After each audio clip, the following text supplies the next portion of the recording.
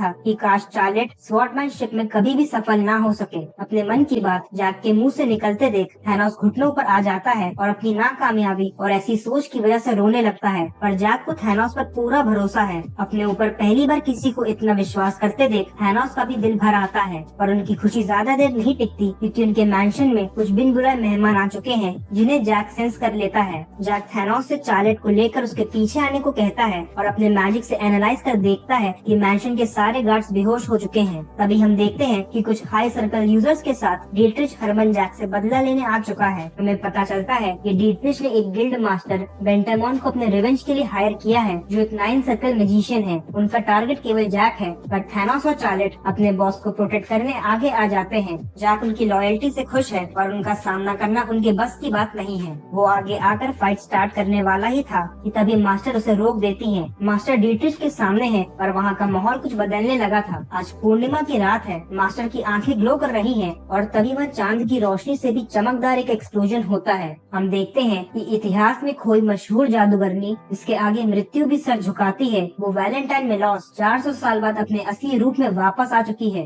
ये मंजर देख वहाँ खड़े सभी लोग हैरान हैं और जैक सबसे पहले डीट्रिच से उसका कोट मांगता है। डीट्रिच हिचकिचाते हुए अपना कोट देता है, जिससे जैक अपनी मास्टर को बुरी नजरों से बचाता है। मास्टर ये रियलाइज करती है कि जैक ने उन्हें उस केव से इसीलिए आजाद किया क्योंकि वो उन्हें दिखाना चाहता था कि ह्यूमंस इतने बुरे नहीं हैं। वैलेंटाइन मेलॉस को पास्ट में एक ह्यूमन ने धोखा दिया था, जिसके बाद उन्होंने ह्यूमंस और बाकी रेसेस को अलग कर खुद को एक गुफा में कैद कर लिया था। मास्टर को अपने गलत डिसीजंस पर पछतावा है और वो जैक की आभारी है, क्योंकि उसने उन्हें इस दुनिया को एक अलग नजरिए से देखने का मौका दिया। इस एहसान के बदले मास्टर जैक के सभी एनिमीज को कड़ी सजा देकर उसके रास्ते से हटाना चाहती हैं। डीट्रिच के मैजिशियंस अटैक करने बढ़ते हैं कि तभी मास्टर ने अपनी स्पेल को कास्ट करना शुरू किया। समय रुक गया और सांसें थम गयी। एक डार्क ऑरा रिलीज हुआ और ऐसा लगा कि मानो साक्षात मौत धरती पर उतर आई हो। मैजिक वेव्स इतनी पावरफुल थी कि उन्हें कोसों दूर टल्कन एम्पायर में भी फील किया जा रहा था। इतना ही नहीं, एक आइलैंड पर ड्रैगन्स को भी वैलेंटाइन मेलॉस की प्रेजेंस फील हुई और वो यही सोच रहे थे कि इस बार वो दुनिया के किस हिस्से पर कब्जा करने आई है। दूसरी तरफ रात की शांति में मौत की आंधी दस्तक दे चुकी थी।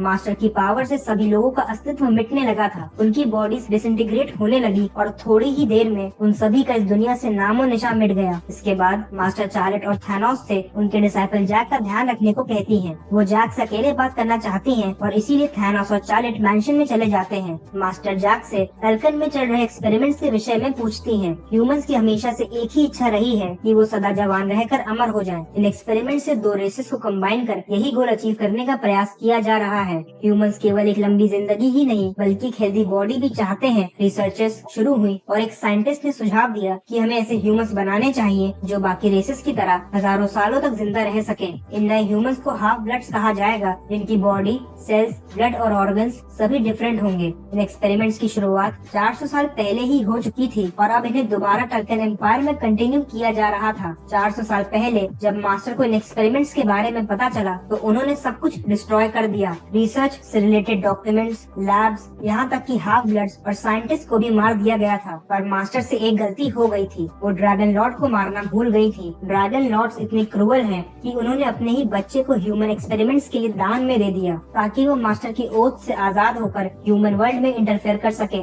इस समय उस ड्रैगन को टल्कन में एक एक्सपेरिमेंटल सब्जेक्ट की तरह यूज किया जा रहा है। अगर ये एक्सपेरिमेंट सक्सेसफुल हो गए तो फ्यूचर के हाफ ब्लड्स में मास्टर और जैक की तरह सोल ऑरा को यूज करने की एबिलिटीज होंगी। ऐसा इसलिए क्योंकि दोनों ड्रैगन लॉर्ड्स भी सोल ऑरा को यूज कर सकते हैं और उनके बच्चे में भी यही एबिलिटीज हैं। मास्टर जैक से पूछती हैं कि वो असल में क्या चाहता है। जैक जो फ्यूचर जानता है उसने पहले से ही पूरी प्लानिंग कर रखी है। इन एक्सपेरिमेंट्स को कंप्लीट होने में अभी 2 साल लगेंगे और जैक एकेडमी की वेकेशंस में टल्कन एम्पायर जाकर उनकी लैब्स को एक्सप्लोर करना चाहता है। साथ ही में वो इन एक्सपेरिमेंट से जुड़े सभी लोगों को मौत के घाट उतारना चाहता है। मास्टर ये सुनकर जैक से पूछती है कि क्या ऐसा करने के लिए उनका वेकेशंस तक रुकना जरूरी है। मास्टर इस काम में देरी नहीं करना चाहती और अभी टल्कन एम्पायर जाकर रिसर्च रोकना चाहती है। जैक थोड़ा सोच विचार कर राजी हो गया और वो मास्टर से उनकी सब स्पेस ओपन करने को कहता है। ये एक डायमेंशनल स्पेस है जो केवल मास्टर ही यूज कर सकती हैं। जैक एक स्वॉर्ड चाहता था तो मास्टर उसे एक शानदार स्वॉर्ड देती है जिसे डॉट्स ने बनाया था। इस स्वॉर्ड को साइलेरियन कहा जाता है। मास्टर जैक को अपनी आइडेंटिटी छुपाने के लिए एक मैरा मास्क भी देती है। जैक तैयार है और मास्टर उससे लैब के कोऑर्डिनेट्स पूछती है।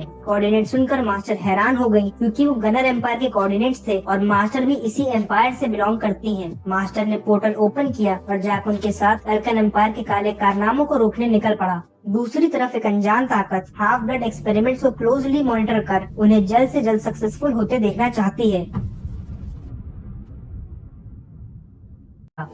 इसी के साथ ये पार्ट ओवर हुआ। वीडियो पसंद आई हो तो लाइक करना, चैनल को सब्सक्राइब करना।